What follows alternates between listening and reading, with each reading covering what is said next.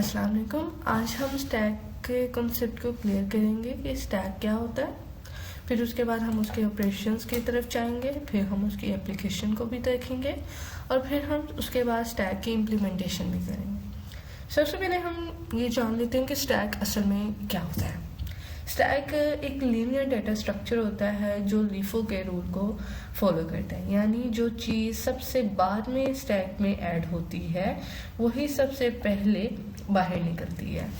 ठीक है ना। जैसे कि ये मैंने सबसे लास्ट में मैंने एक कंटेनर लिया, उसमें मैंने अरेज डाले, उसमें यानी कि मैंने वैल्यूज डाले। मैंने पहले डाल दिया ए, फिर बी, फिर सी, यानी कि सी मैंने सबसे लास्ट में रखा है ना, तो यही मेरा टॉप होगा जो लिफो के रूल को फॉलो करेगा, लास्ट इन फर्स्ट आउट। यानी कि टॉप मेरा लास्ट वाला है, यानी कि मैंने पुश कर दिया और वही मेरा सबसे पहले पॉप होगा। जो मैंने लास्ट में डाला है वही मेरा सबसे पहले पॉप होगा। एक रियल लाइफ एग्जांपल ले लेते हैं हम इसकी स्टैक की। ये एग्जांपल है, ये देखें। जैसे ये मैंने अभी आपको बताया ना कि ये पुश मैंने किया, ये मेरा लास्ट वाला टॉप है और यही मैंने पॉप कर दिया। तो जैसे कि मैंने ये प्लेट्स यानी कि एक प्लेट्स की एग्जांपल मैं ले लेती हूँ। मैंने बनाई है, ये प्लेट मैंने ली है, ठीक है। ये प्लेट्स मैं रखी जा रही हूँ एक दूसरे के ऊपर, एक के ऊपर एक, एक के ऊपर एक। अगर आपको कोई प्लेट चाहिए, आप इतनी मेहनत करके पहले दो उठाओगे फिर तीसरी वाली निकालोगे, ऐसे तो नहीं ना करोगे। जो सबसे ऊपर होगी आप वही आराम से पकड़ लोगे। यानी कि जो मैंने लास्ट में प्लेट रखी थी वो सबसे पहले जो है आप लोगों ने उठा ली, यानी कि पुश मैंने डाला सबसे लास्ट में, लेकिन पॉप वो हो गई सबसे पहले। इसी तरह आप एक बुक्स की शेल्फ है, यानी कि आप तो एक तो शेल्फ ये होती है ना कि आपने ऐसे यहाँ पे बुक्स रखनी होती हैं ऐसे ऐसे ऐसे, लेकिन मैं ऐसे ही बना लेती हूँ। ऐसे बुक्स की है, यानी कि एक बुक के ऊपर एक, बुक के ऊपर एक बुक है। यानी कि यहाँ पे कंप्यूटर की बुक है, यहाँ मैथ की बुक है, यहाँ फिजिक्स की बुक है, यहाँ इंग्लिश की बुक है। आपको चाहिए कंप्यूटर की बुक, आप नीचे तो ना ढूंढोगे भाई मेरी कंप्यूटर की बुक कौन सी है, क्योंकि वो सबसे ऊपर ही पड़ी है, वो आप आराम से पॉप कर लोगे। यानी कि जो मैंने सबसे लास्ट में चीज़ रखी है वो सबसे पहले आप बाहर निकाल रहे हो। यही स्टैक की एग्जांपल्स हैं कि हम लास्ट इन फर्स्ट आउट का वो फॉलो कर रहा होता है, क्योंकि हमने सबसे लास्ट में जो वैल्यू रखी है वो ही हमारा टॉप है। अब हम इसकी बेसिक टर्मिनोलॉजीज ऑफ स्टैक की पढ़ते हैं कि टॉप और साइज है इसमें इसकी बेसिक टर्मिनोलॉजीज, यानी कि वही मैंने कहा कि ये हमारा टॉप है जो हम लास्ट में रखते हैं, उसी को हम लास्ट में पहले पुश करते हैं और सबसे पहले ही ये टॉप वाली वैल्यू ही हमारी पॉप हो जाती है। इसी तरह साइज है कि आपने कितना साइज रखा हो अपने स्टैक में, वो उसके बारे में मतलब कि वही हमारा एलिमेंट्स बता देने प्रेजेंट है स्टैक में, ये बताना होता है। अब है हमारा types of stack. Types of stack हमारे पास दो टाइप्स हैं। एक फिक्स साइज स्टैक है, एक दूसरा है dynamic size stack. Fix size stack में हम अरे बेस्ड होता है, यानी कि अपना साइज फिक्स्ड रखना। जैसे यहाँ पे भाई मैंने फिक्स साइज मैंने किया हुआ है अरे का, क्योंकि ना अरे में फिक्स साइज किया हुआ है 10, ठीक है।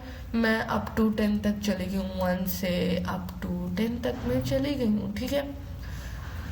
1 2 अप टू 10 तक हम चले गए। अब हम जो लास्ट वाली जो हमारा इंडेक्स होता है हम उसको टॉप की तरह ही ट्रीट करते हैं ना, यानी कि जैसे मैंने यहाँ पे कहा था ये लास्ट वाली वैल्यू हमने टॉप की तरह हमने इसको ट्रीट किया ये लास्ट वाली वैल्यू। अच्छा, फिर अगर आपको ऐसे समझनी है तो हम इसको वर्टिकली हम बना लेते हैं भाई। जो यहाँ 1 है, फिर यहाँ 2 है, अब 2 हम जाते रहे यहाँ तक हम आ गए, ये हमारी 10 होगी। अब जो मेरा टॉप है यही है मेरा टॉप है ना। अब ये मेरा टॉप है, ये स्टैक में अरेज के मतलब कि फिक्स साइज तक हम पहुंच गए हैं भाई, मेरा यहाँ तक हो गया, तो यहाँ पे स्टैक ऑटोमेटिकली स्टॉप कर जाएगा क्योंकि वहाँ पे इम्प्लीमेंट हो गया भाई ये इक्वालिटी आ गई है, इससे आगे स्टैक नहीं चल सकता। यही अरे में होता है कि हम फिक्स साइज के तहत ही हम चल सकते हैं। और जो दूसरा, जैसे कि दूसरी मेरी टाइप है डायनेमिक वाली, डायनेमिक साइज स्टैक, उसमें जो है ना उसमें जो है ना वो हम जो है वो साइज ऑटोमेटिकली इंक्रीज भी हो सकता है, डिक्रीज भी हो सकता है। इसमें इम्प्लीमेंट जो हम करते हैं ना वो हम लिंक लिस्ट के ज़रिए कर सकते हैं। डायनेमिक रे वही अरे लिस्ट होती है, यानी कि लिंक लिस्ट जैसे हम पहले करते थे इसी तरह भी सेम ही है। जैसे कि हमारी हेड होती थी, टेल नोड और वो नल होता था, इस तरह वाली नोड्स होती थी। वो ये देखो जैसे कि हम हेड बनाते होते थे, ये देखो अगर मैं यहाँ पे वर्टिकली बनाऊँ, यानी कि ये देखें ये था मेरा पहले हेड, यानी कि पहले नोड ही हमारा हेड होता है ना। फिर दूसरी नोड मैंने बनाई वो अब मेरा हेड हो जाएगा, तीसरी बनाई वो मेरा हेड हो जाएगा। इस तरह जो मैं लास्ट में रखूँगी यही मेरा जो है टॉप पे आ जाएगा, ठीक है ना, यही मेरा टॉप होगा। तो इस तरह हम लिंक लिस्ट में ऑटोमेटिकली साइज को हम इंक्रीज डिक्रीज कर सकते हैं। हम जितना चाहें हम उसको साइज को बढ़ा सकते हैं। इसमें हम और जो हमारा था ना फिक्स साइज स्टैक वाला, उसमें जब हमारा फुल होने पर जो है ना वो ओवरफ्लो कर देगा, यानी कि हमारा स्टैक स्टॉप हो जाएगा। और एम्प्टी जब होगा हमारा, यानी कि हमारी स्टैक ही एम्प्टी है, खाली है बिल्कुल, वो अंडरफ्लो होता है, ठीक है। जैसे मेरा यहाँ पे साइज फिक्स था वो ओवरफ्लो कर गया, ठीक है। इसके बाद जो डायनेमिक स्टैक है, साइज स्टैक है, इसमें जो है ओवरफ्लो का इशू नहीं होता क्योंकि साइज ग्रो होता रहता है। यानी कि आप जितने नोड्स बनाओगे वो हमारा न्यू हेड होगा, यही हमारा टॉप में आएगा। अगर ये न्यू इससे ऊपर मैंने कोई नोड बनाया उसको मेरा हेड होगा, यही मेरा टॉप होगा, ठीक है। अब हम जो है इसके कॉमन ऑपरेशन की तरफ आएंगे स्टैक के वो क्या, वो जो ऑपरेशंस हैं वो पहला है पुश, फिर पॉप, फिर टॉप, फिर इज एम्प्टी एंड लास्ट में है साइज। पुश की क्या होता है, ये स्टैक में जो हम सबसे पहला ऑपरेशन यूज़ करते हैं ना वो पुश ऑपरेशन होता है। ये हम एक के ऊपर एक एलिमेंट्स रखे जाते हैं, यानी कि यहाँ पे ये बताया ना, ये जो मैंने कहा है कि पहला ऑपरेशन जो करते हैं वो पुश ऑपरेशन होता है। पुश ऑपरेशन होता है यानी कि स्टैक में जो हम सबसे पहला यूज़ कर रहे हैं, ये जो हमारा टॉप है, ठीक है, यानी कि एक के ऊपर एक और लास्ट वाली यानी कि हमारी टॉप वैल्यू आ जाती है। इसी तरह जो नीचे मैंने अब तो दूसरा ऑपरेशन है वो है पॉप, यानी कि जो स्टैक में यानी स्टैक के टॉप पर जो एलिमेंट है उसको डिलीट कर देना। यानी कि अब ये जो मेरा पुश मैंने जो की थी वो मैंने आप पॉप कर देनी है। लिफो का rule last in first out, वही जो मेरी लास्ट वाली वैल्यू टॉप पर थी उसको ही मैंने सबसे पहले पॉप कर देना है। अब टॉप ऑपरेशन क्या है, यानी कि अब वही है, यानी कि जो इसमें सबसे टॉप वाली वैल्यू है वो मुझे दिख जाती है। यानी कि अब ये सी मेरा ये जो टॉप पे है ये मुझे इस तरह हमें बताया भाई टॉप वाली वैल्यू क्या है, ठीक है। अब जो लास्ट जो हमारे पास ऑपरेशंस हैं वो हैं इज एम्प्टी यानी कि ट्रू फॉल्स बताता है कि मेरा स्टैक मतलब कि इसमें एम्प्टी है नहीं है, ये मेरे इसमें हमें ट्रू फॉल्स बता देता है कि वो हम जब हम करेंगे ना इम्प्लीमेंटेशन कोड की तो उसमें भी हमें पता चल जाएगा। और साइज वही जो मैंने आपको पहले बताया कि स्टैक में जो फिक्स्ड साइज क्या है स्टैक का वो पता चल जाता है, ठीक है। अब हम जो है वो एप्लीकेशन ऑफ स्टैक्स की तरफ चलते हैं। जो सबसे पहले जो हमारी एप्लीकेशन है वो है फंक्शन का। प्रोग्राम जब एक फंक्शन को कॉल करता है उसका डाटा स्टैक में स्टोर होता है। फॉर एग्जांपल जैसे अगर आप फंक्शन ए यानी कि जैसे मैंने सबसे पहले वाली स्लाइड्स में आपको दिखाया था ए बी एंड सी, यही हमारा टॉप था ना जो मैंने लास्ट में रखे, यानी कि ए के अंदर बी को कॉल और बी के अंदर सी को कॉल किया जाता है। यानी कि a program calls function in this order, यानी कि ए बी और फिर सी। टॉप तो मेरा क्या है सी है, ठीक है। Function end is in this order, function जब एंड हो जाता है इस केस में तो वो C returns first then B and then A last, ठीक है। इस तरह वो फंक्शन कॉल करता है, यानी कि वो मैंने जो पुश करवा दी वैल्यूज और जो मेरी लास्ट वाली थी वो मेरा टॉप था। तो जब हम पॉप करेंगे तो फंक्शन जब कॉल होगा तो सबसे पहले मेरा सी जो है वो रिटर्न्स करेगा, फिर देन बी एंड देन ए। इस तरह ये जो है फंक्शन कॉल होगा। अब नेक्स्ट जो मेरी एप्लीकेशन है वो है अनडू रीडू। अनडू रीडू में ये होता है व्हेन यू अनडू समथिंग, यानी कि when you write something the last action is removed first, यानी कि last in first out way इसमें ही आ रहा है। यानी कि you type the word cat, आपने एक वर्ड राइट किया, टाइप किया कैट, वही मेरा यहाँ पे आ जाएगा, टी मेरा टॉप पे जाएगा, फिर ए एंड सी, ठीक है। व्हेन यू प्रेस अनडू, वही मैंने कहा when you undo something the last action is removed, last action is removed first, यानी कि ये मेरा सबसे पहले रिमूव होगा क्योंकि यही मेरा टॉप है, लास्ट भी यही है क्योंकि मैंने लास्ट में ही आ रहे हैं ना, कैट में टी लास्ट में है ना, और यहाँ पे वो रूल भी फॉलो हुआ स्टैक का, लास्ट इन फर्स्ट आउट। तो सबसे पहले मेरा टी रिमूव होगा, फिर मैं जब सेकंड अनडू करूंगी तो रिमूव मेरा ए हो जाएगा, और तो फिर थर्ड अनडू में remove C, because the last action is removed first. और रीडू भी यही है कि जब हम रिमूव्ड एक्शन जो हमने किया था, रिमूव्ड कोई भी मेरा लेटर, कोई भी वैल्यू मैंने रिमूव की थी, वो स्टैक में हम रीस्टोर करवा सकते हैं यूजिंग रीडू।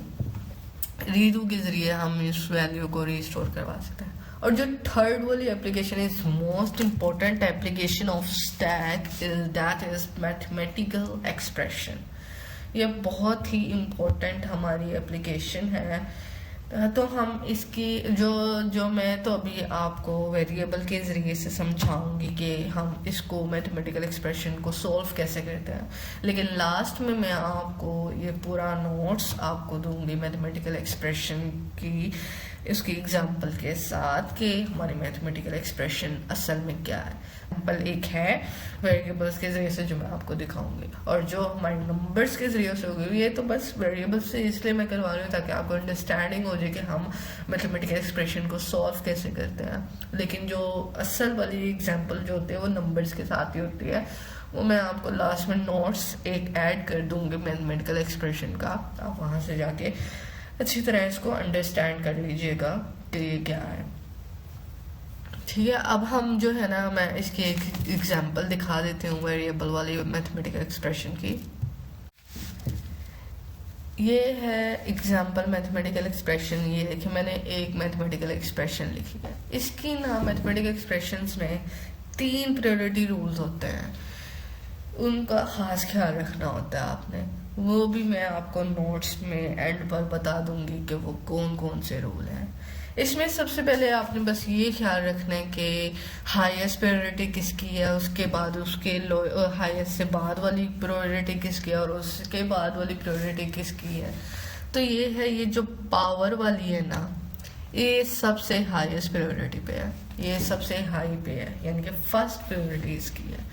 सेकंड में मल्टीप्लाई और ये जो डिवाइड है ना, ये दोनों सेम लेवल पे हैं। मल्टीप्लाई और डिवाइड कितने हैं, सेम लेवल पे हैं, सेम प्रायोरिटी है इन दोनों की, यानी कि हाईएस्ट सेकंड है ये।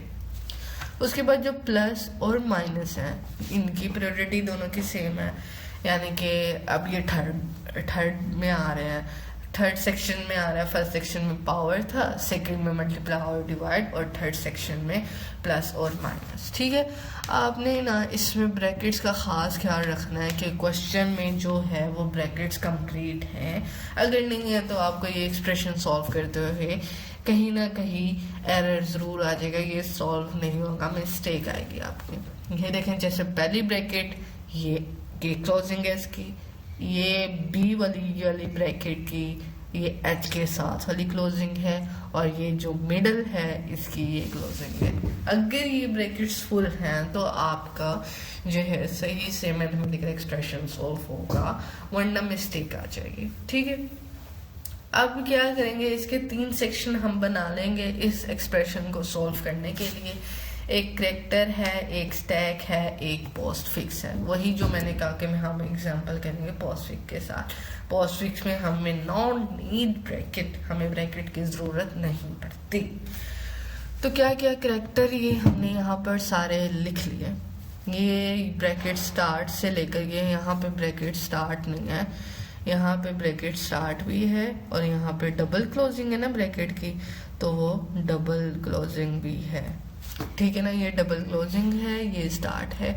ये सारे एक्सप्रेशन हमने कैरेक्टर्स जो भी हमारे यूज हुए हैं वो हमने लिख लिए हैं। ठीक है, उसके बाद स्टार्ट स्टैक कहाँ से शुरू हो रहा है, ये ब्रैकेट से। ये ब्रैकेट हमने यहाँ लिख ली। अब वैल्यू अगली क्या आई है, ए, वो हम यहाँ लिखेंगे पोस्टफिक्स में। यहाँ पे सिर्फ एक्सप्रेशंस आएंगी, यहाँ पे भी आएंगी, वो कैसे आएंगी वो आपको साथ साथ पता चल जाएगी। ठीक है, पहले हमारी ब्रैकेट स्टार्ट हुई, हमने लिख दिया। उसके बाद हमारा नेक्स्ट एक्सप्रेशन क्या है, ब्रैकेट आ गई, फिर अगला एक्सप्रेशन क्या है, ए, वो हमने यहाँ लिख लिया। अब उससे अगला क्या है, वैल्यू प्लस की है, ये हमने यहाँ पे प्लस लिख लिया, और ए एज इट इज आ रहा है। फिर उसके बाद ब्रैकेट स्टार्ट है, वही हमने किया ब्रैकेट प्लस। ये साथ साथ चलना, ये नहीं है कि बस यहाँ पे जो लिखा बस आपने वो लिख लेना है, जो ऊपर चलते आ रहे हैं उनको भी साथ साथ रखना है आपने। ठीक है, अच्छा, ये ब्रैकेट स्टार्ट की, वही ए एक्सप्रेशन साथ चलता है। उसके बाद है बी, फिर वही बी यहाँ पे हम जो है पुश करेंगे। अब है मल्टीप्लाई। अब ब्रैकेट के आगे कोई स्मॉलेस्ट प्रायोरिटी नहीं ना है, जैसे मैंने कहा था प्लस नहीं है, माइनस नहीं है, नहीं ना है, तो हम आसानी से मल्टीप्लाई लिख लेंगे। ए बी आ गया। उसके बाद है सी, वही हमारी एक्सप्रेशन चलेगी और ए बी सी लिखा जाएगा।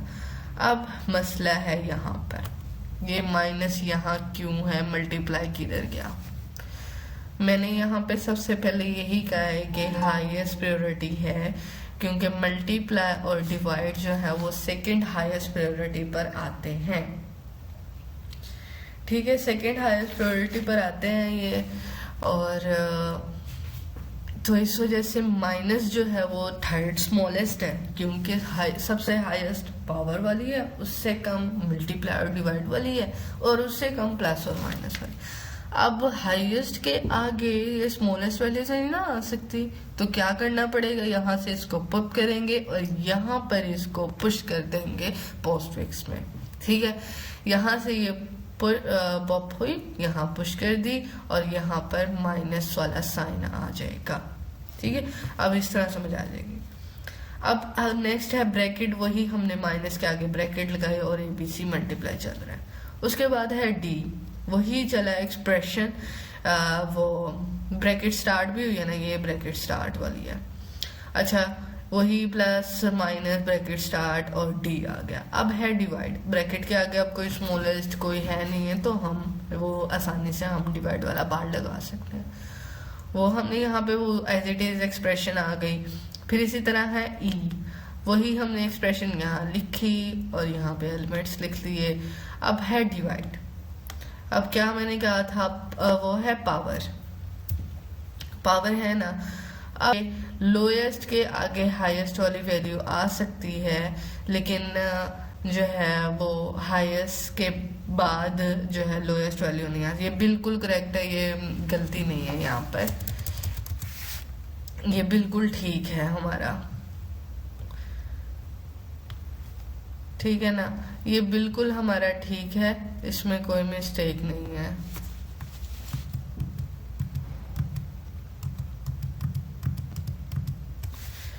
ये देखें, अब डिवाइड है, फिर उसके बाद पावर आ गया। अब स्मॉलेस्ट के आगे हाईएस्ट वैल्यू आ सकती है, लेकिन हाईएस्ट के बाद अगर ये डिवाइड वाली होती ना, फिर ये नहीं आनी थी। हाई लोएस्ट के बाद हाईएस्ट वाली वैल्यू आ सकती है। ठीक है, अब इसी तरह चलता रहेगा। एफ बी आ गया। उसके बाद है ब्रैकेट क्लोज। ब्रैकेट क्लोज का मतलब ये होता है, ये जो पूरा हमारा एलिमेंट है ना, ये जो हमारा पूरा है ये एलिमेंट, ये पूरा का पूरा जो है यहाँ से पॉप हो जाएगा और यहाँ पर आ जाएगा। डिवाइड पावर वाला पहले आ गया और डिवाइड वाला बाद में। उसके बाद है मल्टीप्लाई की एक्सप्रेशन है, माइनस के बाद हाईएस्ट वैल्यू आ सकती है, यानी कि लोएस्ट के बाद हाईएस्ट वैल्यू आ सकती है, लेकिन हाईएस्ट के बाद लोएस्ट वैल्यू नहीं आ सकती। इस बात का आपने खास ख्याल रखना है कि हमारी लोएस्ट के बाद हाईएस्ट वैल्यू आ सकती है, लेकिन हाईएस्ट के बाद लोएस्ट वैल्यू नहीं आ सकती। अच्छा, उसके बाद है एच भी यहाँ पे चला जाएगा और उसके बाद ब्रैकेट क्लोजिंग है, 2 ब्रैकेट हैं एच के बाद, ये याद रखिएगा, ये और ये, ठीक है। पहली जो अब ये वाली जब हम ब्रैकेट वाली यूज करेंगे, ये जो है ब्रैकेट एच के फौरन बाद, उसमें मैंने क्या ऊपर भी बताया कि ब्रैकेट क्लोजिंग में ये पूरी चली जाएगी। अब यहाँ पर ये पूरी चली जाएगी, माइनस और मल्टीप्लाई पहले आ जाएगा, यहाँ पे एक्सप्रेशन नहीं है, मल्टीप्लाई पहले आ जाएगा और माइनस बाद में। ये ले, मल्टीप्लाई पहले आ गया, माइनस बाद में। उसके बाद एक और क्लोजिंग है। अब हमारा भी एंड पे यही बात है, क्योंकि ये वाला तो पॉप होके यहाँ चला गया है, क्योंकि अब यहाँ पे नहीं रहा, ये नहीं है अब बस खाली यहाँ पे है ब्रैकेट और प्लस। अब वो एक और क्लोजिंग है, अब ये आ जाएगा यहाँ पे पॉप करके यहाँ पे पुश कर जाएगा। अब ये हमारी पूरी एक्सप्रेशन है, ठीक है ना। मल्टीप्लाई माइनस प्लस ये एंड पर है। अब यहाँ पे अब हमारा स्टैक कोई बचा नहीं है और यहाँ तक हमारी एक्सप्रेशन पूरी होगी। ये हमारी एक्सप्रेशन है, ये हमारा एग्जाम्पल है इसकी मैथमेटिकल एक्सप्रेशन की, ठीक है। अब नेक्स्ट एप्लीकेशन पे हम चलते हैं, रिवर्सिंग वर्ड्स, यानी कि रिवर्सिंग डाटा। असल में वो ये होता है कि हम यानी कि आप किसी भी डाटा को, अगर कोई आप डाटा लिखते हो, यानी कि आप राइट करते हो कोई वर्ड, आपने राइट किया उसका रिवर्स कर देना, ये होता है रिवर्सिंग डाटा। ये भी एप्लीकेशन है स्टैक की, यानी कि stack is used to reverse the order of data because the last inserted items comes out first. इसमें रिवर्सिंग जो इजी हो जाती है, रिवर्सिंग बिकम इजी। यानी कि आपने राइट किया है एक वर्ड दैट इज पीक, ठीक है, और वो जब आपने लिखा है वो ऐसे लिखा है, यहाँ पर पी है, फिर यहाँ ई है और फिर ई है और यहाँ के है। अब रिवर्स करें, अब ये हमारा है टॉप, पुश आपने किया, तो जब हम इसको पॉप करेंगे तो सबसे पहले हमारा के ही पॉप होगा, फिर ई पॉप होगा, फिर ई और फिर लास्ट में पी। यहाँ पे हमारी रिवर्सिंग भी होगी, यानी कि अब रिवर्स वर्ड हमारा पहले क्या था, पीक, अब है कीप। ये रिवर्सिंग डाटा होता है, वर्ड्स नहीं डाटा। अब जो 5th वाली एप्लीकेशन है वो है मेमोरी मैनेजमेंट। मेमोरी मैनेजमेंट क्या होता है कि ना, कंपाइलर के अंदर एक स्टैक मैनेजमेंट सेगमेंट होता है, सॉरी स्टैक सेगमेंट होता है, जहाँ लोकल वेरिएबल स्टोर्स किए जाते हैं। लेट्स सपोज कि आप ने जो है एक फंक्शन बनाया है, कोई भी आप फंक्शन बनाने, इस मेमोरी मैनेजमेंट को कॉल करने के लिए आपने एक फंक्शन बनाया, वॉइड आप कह लें कि वॉइड आपने टेस्ट कह लें, आपने फंक्शन का नाम रखा है वॉइड टेस्ट, ठीक है ना। यहाँ आपने फंक्शन बना लिया है, इंट बना लिया, इसमें वैल्यू आपने दे दी है इंट ए, लोकल वेरिएबल आपने रखे हैं ए और बी, ठीक है ना, इंट वैल्यू में। इसमें आपने 10 रख दिया है और इसमें आपने 20। तो क्या होगा, जब आप टेस्ट फंक्शन को कॉल करेंगे तो लोकल वेरिएबल ए और बी जो मेरे हैं स्टैक पर पुश होते हैं, ठीक है ना। यानी कि जब मैंने स्टैक बनाया होता है ना, तो ये उसमें पुश हो रहे होते हैं, ये लोकल वेरिएबल्स कॉल कर रहे होते हैं। तो फंक्शन एग्जिट होते ही स्टैक से पॉप हो जाते हैं, यानी कि फंक्शन से मैं जब एग्जिट फॉरन जिसमें एग्जिट हो गई हूँ, निकल गई हूँ, तो ये दोनों वैल्यूज भी पॉप कर जाएंगे। यही मेमोरी मैनेजमेंट होता है कि किस तरह हमने वैल्यूज़ को कॉल करना है और किस तरह उनकी मैनेजमेंट करनी है, कि हमने जब इन दोनों को कॉल किया तो मेमोरी यहाँ, मैनेजमेंट यहाँ, मतलब कि इस तरह हम इम्प्लीमेंट करेंगे। और जैसे ही हम फंक्शन से एग्जिट कर देंगे, यानी कि अब फंक्शन ये वाला कॉल नहीं होगा, हम नीचे वाले फंक्शन में कोई और फंक्शन जो होगा वो कॉल होगा। तो जैसे ही हम फंक्शन ये वाले फंक्शन से एग्जिट किए तो ये दोनों हमारी लोकल वेरिएबल जो थी ये भी हमारे यहाँ से पॉप कर जाएगी। अब ये हमारी एप्लीकेशंस भी होगी, उसके बाद ऑपरेशंस भी हमने पढ़ लिए, वो टाइप्स भी होंगे। अब हमारा सिर्फ लास्ट कंसेप्ट रह गया है इम्प्लीमेंटेशन का, तो हम stack with help link list कर लेते हैं। उसकी इम्प्लीमेंटेशन हम कर लेते हैं कि मैं आपको बता दूँगी किस तरह इम्प्लीमेंट। लिंक लिस्ट तो हमने पहले ही हमने की हुई है ना, लिंक लिस्ट तो इजी है ना, तो उसी तरह ही हमने नोट्स क्रिएट करनी है। वहाँ पे जो हमने पॉप किया उसका डाटा हम कहाँ रखेंगे, वो भी तो कहीं रखना है ना। तो इस तरह की सारी इम्प्लीमेंटेशन हम कर लेते हैं। अब हम चलते हैं इम्प्लीमेंटेशन की तरफ। अब ये है इम्प्लीमेंटेशन, इसमें मैंने ये सारा कोड लिख लिया, लेकिन रन में आपको एंड पर करके ज़रूर दिखाऊंगी कि इसका आउटपुट हमारे पास क्या आया। तो वही जैसे हम लिंक लिस्ट में जैसे हम स्टार्ट करते थे, मैंने यहाँ पे एक नोड बना लिया स्ट्रक्चर के नाम से, यानी कि लिंक लिस्ट का बेसिक नोड स्ट्रक्चर होता है ना। तो वो यही है कि ये स्टार्ट मैंने लिया, स्ट्रक्चर मैंने बनाया नोड का, और वहाँ पे मैंने डाटा दिया, इन डाटा और नोड नेक्स्ट, यानी कि यहाँ जो डाटा है वो वैल्यू है, यानी कि स्टैक का एलिमेंट है, और जो नेक्स्ट है वो नेक्स्ट नोड का एड्रेस। जैसे हम पहले नहीं करते थे, वो जब हम नोड बनाते थे अलग-अलग, तो उसका नेक्स्ट वाली नोड का एड्रेस होता था, और फिर इसी तरह नेक्स्ट वाले का, उसी तरह सेम टू सेम यही है। अब यहाँ पे हमारे पास फंक्शन है void push, यानी कि void push का ये मतलब है स्टैक भी तो वही है ना जो मैंने आपको पहले बताया था कि हम जैसे A रखा था, फिर B रखा था और फिर C रखा था। तो इसी तरह हमने यहाँ पे भी हम न्यू नोड क्रिएट करनी है। तो पहला एक हेड आएगा, फिर एक अगला आएगा, उससे अगला आएगा, तो वही हमारा जो लास्ट में हम रखेंगे वही हमारा टॉप पे आएगा ना।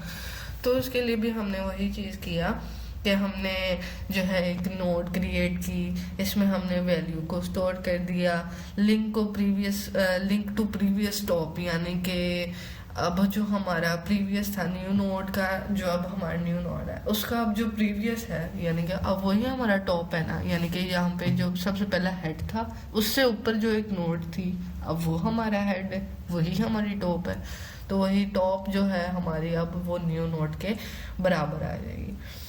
नया एलिमेंट को बनाने के लिए हमने न्यू नोड क्रिएट की, यही है ना, न्यू नोड का जो नया नोड का नेक्स्ट है प्रीवियस टॉप को पॉइंट करता है, ठीक है ना। उसके बाद अब ये हमने न्यू नोड क्रिएट करवा लिया, भाई हमने जो हमारी टॉप वैल्यू थी वो अब हमारी इक्वल आ गया न्यू नोड के, ठीक है। उसमें हमने वैल्यू को प्रिंट करवा दिया। उसके बाद क्या है कि इसमें हमने वॉइड पॉप, यानी कि पुश किया तो पॉप भी तो करना है ना। तो हमने अगर हमने अपने किसी नोड को डिलीट करना है, जो उसका डाटा है वो भी तो हमने कहीं पे स्टोर करना है ना।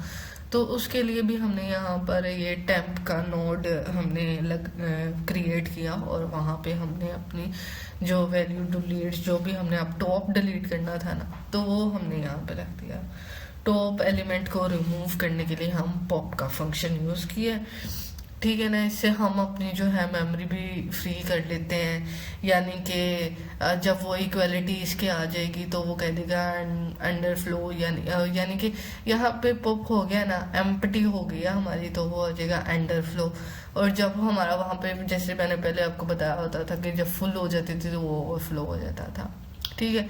इस तरह हमने एक जो है न्यू नोड को क्रिएट किया, और वहाँ पर हमने अपनी जो डिलीट करने वाली थी, जो हमने वैल्यू डिलीट की पॉप की, वो हमने यहाँ पर स्टोर कर देनी है।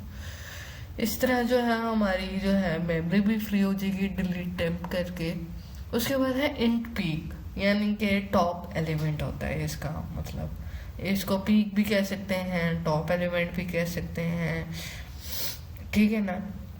अब वो कह रहा है कि हमारी टॉप वाली एलिमेंट कैसे दिखेगी, वो यही है, स्टैक एम्प्टी है तो रिटर्न -1 होगा हमारा, यानी कि अब इसकी इक्वलिटी इधर पूरी हो रही है, प्रिंट हमने ये करवा दिया और रिटर्न, अब हमारा जो टॉप है वो ऐसा दिख रहा होगा।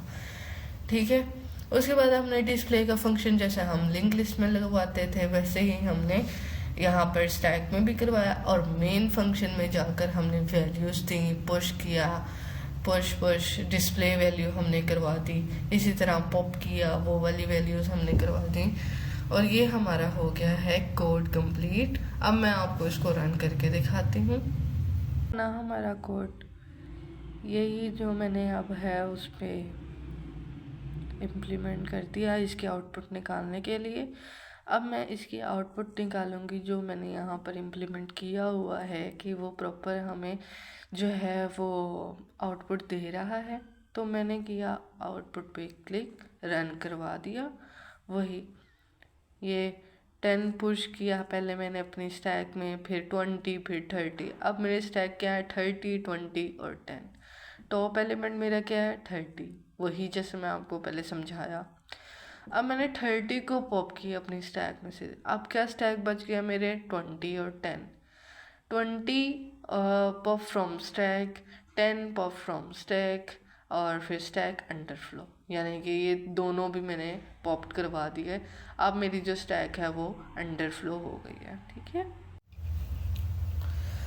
उम्मीद है कि आपको ये स्टैक अच्छे तरीके से इसकी सब कुछ समझ आ गया होगा, इसकी टाइप्स के बारे में भी पता चल गया होगा, उसके ऑपरेशंस के बारे में, उसकी एप्लीकेशंस के बारे में, और फिर मैंने कोड को इम्प्लीमेंट किया, इसका आपको रन भी करके दिखा दिया।